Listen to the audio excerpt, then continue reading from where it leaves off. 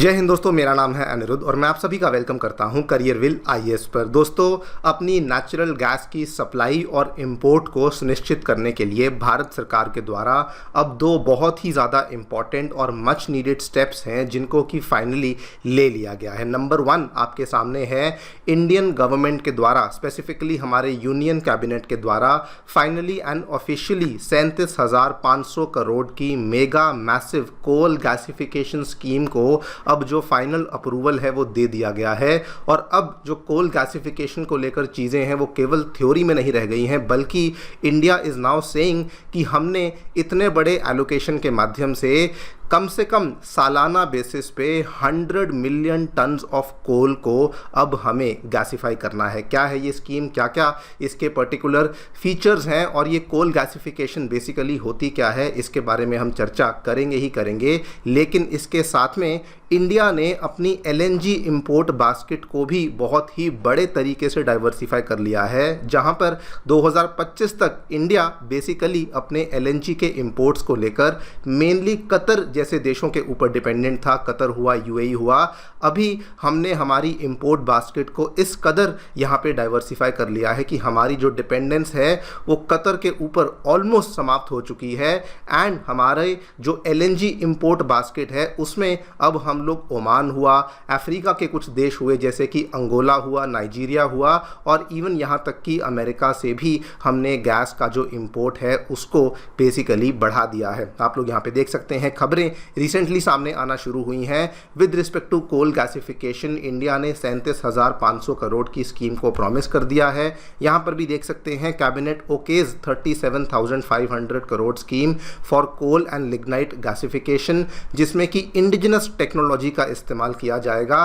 तभी जाकर के सरकार जो है आपको इसमें अलग से भी इंसेंटिव देने का वादा कर रही है। नंबर 2 पे हमारा जो एलएनजी इंपोर्ट बास्केट था, जिसमें हम लोग प्राइमरीली अभी तक कतर और यूएई के ऊपर डिपेंडेंट थे, उसमें ओमान, नाइजीरिया, अंगोला और अमेरिका जैसे देशों से हमने अपने एलएनजी इंपोर्ट्स को बहुत ज़्यादा बढ़ा लिया है। और ये दोस्तों बड़ी बात इसलिए बन जाती है बिकॉज इवन दो दुनिया भर में इतनी सारी प्रॉब्लम्स चल रही हैं एलएनजी के टोटल सप्लाई को लेके, लेकिन उसके बावजूद भी आप नंबर्स को ध्यान से देखिए, इंडिया के जो एलएनजी इंपोर्ट्स अप्रैल 2026 यानी कि बीते महीने के हैं, दे वर अप्रॉक्सीमेटली 1.95 मिलियन टन्स। और अगर आप देखें पिछले पूरे कैलेंडर ईयर 2025 का जो हमारा एवरेज मंथली एलएनजी इंपोर्ट्स का नंबर था वो 2.08 मिलियन टन्स के आसपास था, यानी कि कोई बहुत ज़्यादा बड़ी हमें गिरावट देखने को नहीं मिली है। यस, मार्च महीने में नंबर काफ़ी नीचे आ चुका था,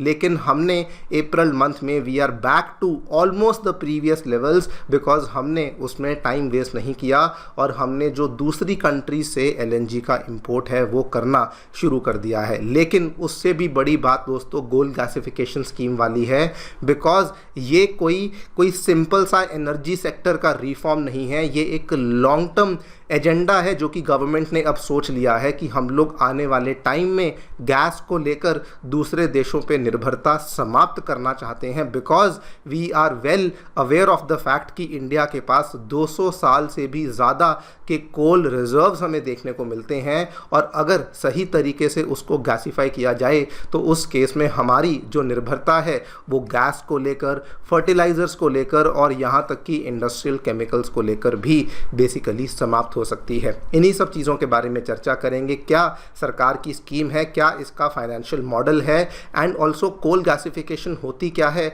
इसके बारे में चर्चा भी करी जाएगी। आइए शुरू करते हैं दोस्तों मेरे साथ। मेरा नाम है अनिरुद्ध। यदि आप लोग हमें फॉलो करना चाहते हैं तो दिए गए टेलीग्राम चैनल के माध्यम से ऐसा कर सकते हैं। All right, directly coming to the news, क्या देखने मिला है दोस्तों, हमारे यूनियन कैबिनेट के द्वारा 37,500 करोड़ की मैसिव स्कीम को फाइनली अप्रूवल दे दिया गया है, जिसके माध्यम से कोल और लिग्नाइट गैसिफिकेशन के प्रोजेक्ट्स को अब प्रमोट किया जाएगा। टारगेट बहुत क्लियर है कि एक तो आने वाले साल में ही, मतलब कि इसी साल में 2026 में ही हमें बड़े लेवल पे कोल को गैसिफाई करना शुरू करना है, लेकिन 2030 तक पहुंचते पहुंचते हमारा जो एनुअल टारगेट है वो कम से कम 100 मिलियन टन्स ऑफ कोल की गैसिफिकेशन को करना होना चाहिए, सो दैट इंडिया की जो एनर्जी सिक्योरिटी है वो स्ट्रेंथन हो सके और हमारी एलएनजी, यूरिया, अमोनिया और मिथेनॉल को लेकर जो हमारी इंपोर्ट डिपेंडेंस है वो भी सिग्निफिकेंटली कट डाउन हो सके। इसमें आपको बता दूं एलएनजी और उसके अलावा मिथेनॉल और अमोनिया को लेकर हमारी जो इंपोर्ट डिपेंडेंस है वो 50% से भी ज़्यादा है। अमोनिया और मिथेनॉल में तो ये नंबर्स 80 to 90% चले जाते हैं और इसीलिए जस्ट बिकॉज हम लोग इन सभी सेक्टर्स में बहुत ज़्यादा इंपोर्ट डिपेंडेंट है, इसीलिए सरकार के द्वारा ये वाले स्टेप को अनाउंस किया गया है। स्कीम बड़ी क्लियर है, इंसेंटिव बेस्ड स्कीम होने वाली है, मतलब कि अगर आप प्लांट और मशीनरी सेटअप करते हैं तो सरकार उसमें 20% ऑफ जो कॉस्ट है उसको कवर करेगी इंसेंटिव के माध्यम से।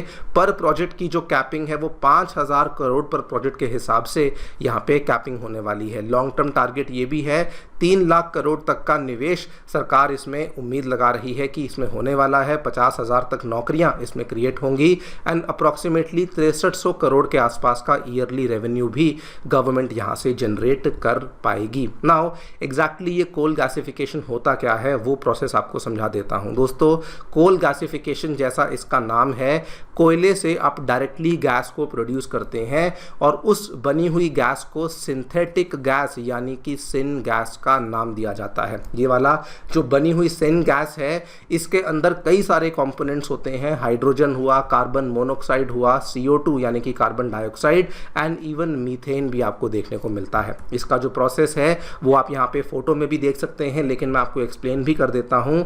आमतौर पे हम लोग कोयले को क्या करते हैं, हम लोग उसे कंबस्ट करते हैं, मतलब कि उसे जलाते हैं जिससे कि जो हीट पैदा होती है हम लोग उसका इस्तेमाल करते हैं। लेकिन कोल गैसिफिकेशन एक थर्मोकेमिकल प्रोसेस है जो कि एक कंट्रोल्ड एनवायरनमेंट में किया जाता है, जिसमें कि कोयले को गर्म किया जाता है एक्सट्रीमली हाई टेम्परेचर पे। ये टेम्परेचर कभी कभार 1500-1600 डिग्री तक भी चला जाता है, लेकिन जो ऑक्सीजन की सप्लाई है वो कंट्रोल करी जाती है सो दैट जो टेम्परेचर बढ़ने की वजह से कोयले में आग ना लगे। मतलब कि कोयले को आप डायरेक्टली बर्न नहीं करते, लेकिन कोयले को आप इतने हाई टेम्परेचर पे एक तरीके से एक ऐसे मिक्सचर में ट्रांसफॉर्म कर देते हो जो कि अल्टीमेटली गैस बन जाता है और उसी पर्टिकुलर मिक्सचर को सिन गैस का नाम यहाँ पे दिया जाता है। ये 2 तरीकों से हो सकता है, एक तो अगर कोयला जैसे ज़मीन के अंदर मिलता है तो एक तो वहीं पर आप डायरेक्टली एक इंजेक्शन वेल के माध्यम से ऑक्सीजन और पानी को डालते हैं, वहाँ पर भी आप इसको कर सकते हैं ताकि जो बाहर निकलेगा वो कोयला नहीं निकलेगा बल्कि वहीं से डायरेक्टली सिन गैस निकलेगी। इस प्रोसेस को अंडरग्राउंड गैस कोल गैसिफिकेशन कहा जाता है। और दूसरा होता है सरफेस गैसिफिकेशन, मतलब कि निकला हुआ कोयला जिसके छोटे छोटे पीस होते हैं उसको आप डायरेक्टली गैसिफाई करते हैं यूजिंग द सेम प्रोसेस। हमारी सरकार ने जिस पर्टिकुलर स्कीम को लेकर लॉन्च किया है और इतने बड़े एलोकेशन को अनाउंस किया है, we are mainly targeting the surface gasification of coal, जिसमें कि हम लोग कंट्रोल्ड सप्लाई ऑफ ऑक्सीजन और पानी के माध्यम से हम लोग इस पर्टिकुलर क्रश किए हुए कोल को गैसीफायर के अंदर फीड करेंगे और बदले में सिन गैस का प्रोडक्शन हम लोग यहाँ पे करने वाले हैं। जो सिन गैस है वो अल्टीमेटली किसी भी तरह का जो आपका काम है उसमें काम आ सकती है, फिर भले वो फर्टिलाइजर्स के लिए फीड स्टॉक बनाना होता है या फिर सिंथेटिक नेचुरल गैस हो, मिथेनॉल हो, DME फ्यूल हो, पेट्रोकेमिकल्स हो, इंडस्ट्रियल फ्यूल हो, स्टील सेक्टर के लिए फीड स्टॉक हो, पावर जनरेशन फ्यूल हो, आप जहाँ चाहें उस सिन गैस का इस्तेमाल कर सकते हैं। सिंपल शब्दों में जो बाहर से आने वाली LNG है आप उसको डायरेक्टली रिप्लेस कर सकते हैं with the help of this particular syn gas. और ये दोस्तों बहुत ही बड़ा मूव बन जाता है। नंबर 1 ऑब्वियसली अभी इंडिया अपनी LNG को लेकर मेनली दूसरे देशों के ही ऊपर डिपेंडेंट है, फिर भले वो कतर हो, UAE हो, ऑस्ट्रेलिया हो या फिर अमेरिका हो। लेकिन अभी आप देखें तो ये चीज़ बदलने वाली है। कतर के केस में आप सभी जानते हैं कतर ने फोर्स मेजॉर को डिक्लेयर कर दिया था, मतलब कि उन्होंने उस कंट्री के साथ भी गैस को सप्लाई देने से इनकार कर दिया जहां पे कॉन्ट्रैक्ट साइंड है। उन्होंने कहा हम लोग अपने कॉन्ट्रैक्ट्स को फुलफिल नहीं करेंगे और इसीलिए ये वाला स्टेप बहुत ही बड़ा स्टेप बन जाता है। लेकिन ये एक और कारण से भी बहुत बड़ी बात बन जाती है। अगर आप देखें कोल गैसिफिकेशन के प्रोसेस को दुनिया की अलग अलग कंट्रीज़ कर रही हैं। चाइना भी कर रही है, अमेरिका भी कर रही है और इंडिया भी अब दोस्तों इस पर्टिकुलर फील्ड में उतर आया है। और साथ में इंडियन गवर्नमेंट ने ये भी कहा है कि हम लोग इंसेंटिव उन कंपनीज़ को देंगे जो कि इसमें इंडिजिनस टेक्नोलॉजी का इस्तेमाल करेंगे। तो यानी कि जो इतना सारा निवेश यहाँ पे होने वाला है वो भी अल्टीमेटली इंडिजिनस टेक्नोलॉजी के अंदर ही हमें देखने को मिलने वाला है। और आप देखिए ये केवल हवा में बातें या फिर कहने के लिए नहीं है, एनटीपीसी के द्वारा ऑलरेडी प्लान कर दिया गया है कि आने वाले कुछ ही सालों के अंदर 5 to 10 million tons of synthetic gas की प्रोडक्शन को किया जाएगा annually with in 3 to 4 years, जिसमें कि ये क्लियर कट दिख जाता है कि गवर्नमेंट इस स्कीम को सिंबॉलिकली ट्रीट नहीं कर रही, इंडस्ट्रियल स्केल पे एग्जीक्यूशन जो है वो स्टार्ट हो चुका है और ये चीज़ एनटीपीसी के द्वारा खुद यहाँ पे बताई गई है।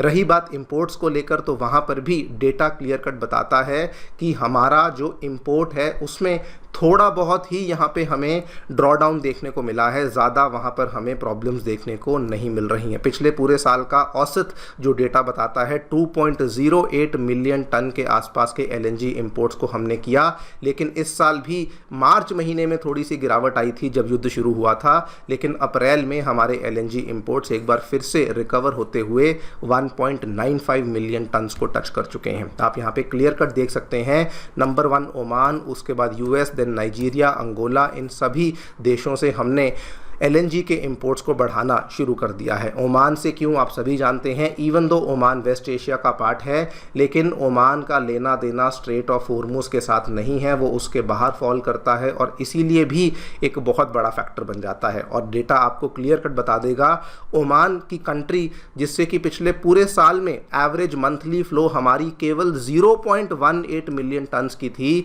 अभी दोस्तों मार्च और अप्रैल में मान के चलिए 1.2 मिलियन टन्स के आसपास का फ्लो केवल 2 महीनों में आ चुका है। मतलब कि एक ही महीने के अंदर की एवरेज 0.6 मिलियन टन्स, अंदाज़ा लगाइए 0.18 से बढ़कर सीधा 0.6, ऑलमोस्ट 3.5 गुना का जो जंप है वो यहाँ देखने को मिला है। सिमिलरली अमेरिका के नंबर्स देख लीजिए, 2025 में हम लोग अमेरिका से 0.31 मिलियन टन्स पर मंथ मंगवाया करते थे, लेकिन अभी 2025 में ये नंबर 0.24 था और अभी ये नंबर बढ़ते बढ़ाते 0.31 मिलियन टन हो चुका है। मतलब वहां पर भी हमें ऑलमोस्ट 40% के आसपास का जंप देखने को मिला है। अंगोला और नाइजीरिया के नंबर्स को देखें, नाइजीरिया में और अंगोला से हम लोग 0.14 मिलियन टन मंगवाया करते थे, लेकिन अभी नाइजीरिया से हमने मंगवाया 0.41, अंगोला से हमने मंगवाया 0.24, यानी कि अंगोला से आने वाली जो गैस है उसमें 2 गुना का और नाइजीरिया से आने वाली जो गैस है उसमें अप्रॉक्सीमेटली 3 गुना का हमें सीधा उछाल देखने को मिला है। मतलब the idea is very very clear कि अगर कतर और यूएई से गैस नहीं भी आ रही है तो हमने अपनी एलएनजी इंपोर्ट बास्केट को इतना डाइवर्सिफाई कर लिया है कि हमारी जो एलएनजी इंपोर्ट्स को लेके प्रॉब्लम थी वो नहीं आ रही। और इस चीज़ का आपको वहाँ पर भी एविडेंस दिखा देता हूँ, जहाँ पे दोस्तों अप्रैल और मार्च के महीने में कहा जा रहा था कि क्रूशियल सेक्टर्स को जो गैस की सप्लाई है वो ट्रिम कर दी गई है, 70% पे उसे लाया गया है, वो नंबर्स भी बदल दिए गए हैं। कैसे? बिकॉज अभी जो ये फर्टिलाइज़र सेक्टर को एलोकेशन थी इसको पहले बढ़ा करके 95% कर दिया और अभी इसका जो एलोकेशन है इसको बढ़ा करके 98% कर दिया है। मतलब कि जो फर्टिलाइज़र्स की प्रोडक्शन है इसमें भी किसी प्रकार की रुकावट हमें देखने को नहीं मिलने वाली है। आगे चलकर क्या होगा वो तो वक्त ही बताएगा, लेकिन फॉर नाउ ये दोनों ही स्टेप्स जो कि गवर्नमेंट ने लिए हैं ये वेलकम और मच नीडेड मूव हैं इंडिया की एनर्जी सिक्योरिटी के लिए। आप लोग जो भी सोचते हैं बताएं कमेंट सेक्शन में। Thank you so much for listening, stay tuned and stay safe.